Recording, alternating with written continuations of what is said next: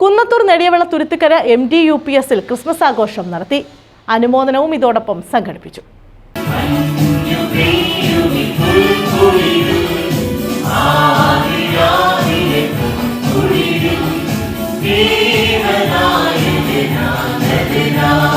Kunnathur Nediyavila Thuruthikkara MDUPSലാണ് Christmas ആഘോഷവും അനുമോദനവും സംഘടിപ്പിച്ചത്. ഇതോടനുബന്ധിച്ച് വിദ്യാർത്ഥികളും അധ്യാപകരും ചേർന്ന് അവതരിപ്പിച്ച ക്രിസ്മസ് ഗാനങ്ങൾ ശ്രദ്ധേയമായി.